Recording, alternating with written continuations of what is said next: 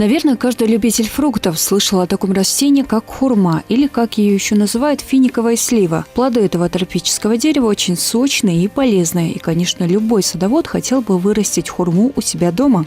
Сделать это вполне реально, если следовать определенным правилам. А как вырастить хурму из косточки, нам рассказала и показала ведущий специалист Россельхозцентра по Ингушетии Люба Джандикова.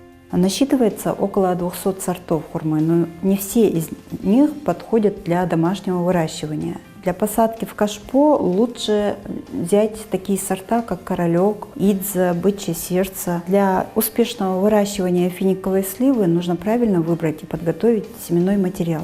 Выбирать следует максимально спелый фрукт для посадки. Обычно он имеет гладкую блестящую поверхность, кожица у такого фрукта полупрозрачная, плодоножка сухая с подсохшими листьями бурого или коричневого цвета.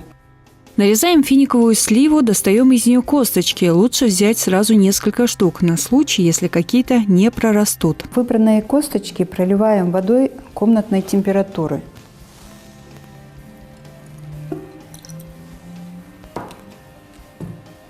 Промываем их слегка.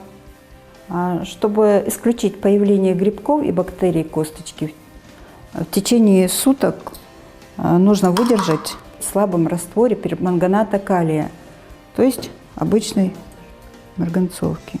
Почву для посадки нужно выбирать легкую и рыхлую, такую, в которой не будет застаиваться влага. Особо питательной ей быть не обязательно, так как в природе хурма растет чуть ли не на камнях. Лучше всего в равных пропорциях смешать торф и песок. Чтобы косточка проросла быстрее, нужно по бокам протереть ее наждачной бумагой.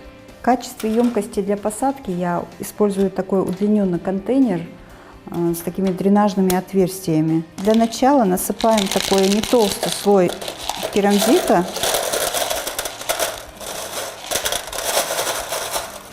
Сверху насыпаем почвосмесь.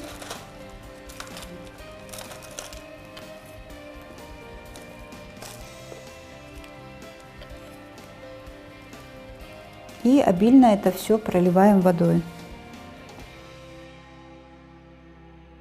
Утрамбовываем почву и сажаем наши косточки в грунт. Ложим их ребром, слегка присыпаем землей. Опрыскиваем из пульверизатора. Далее накрываем нашу емкость пленкой.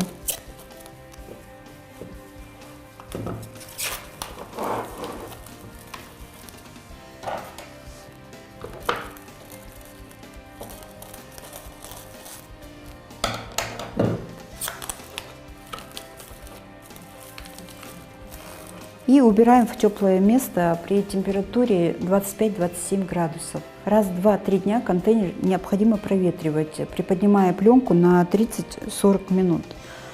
Следим, чтобы почва не пересыхала, и не заливаем посаженные семена сильно. Примерно через недели 3-4 появятся первые ростки. Иногда на верхушке растения остается оболочка семечки, которую нужно убрать. Для этого смачиваем ее водой на 2 часа, а затем аккуратно пинцетом, ножничками удаляем ее.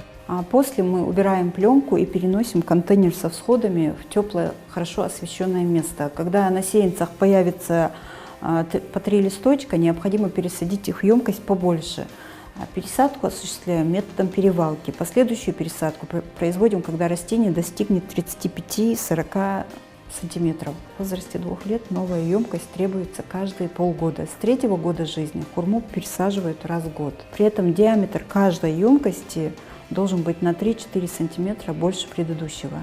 Не забываем, конечно, и о подкормках, чередуем органические удобрения с минеральными. Плодоносить хурма из косточки начинает примерно в возрасте 5-6 лет. При должном старании получить вкусные и полезные плоды хурмы в домашних условиях не так уж и сложно.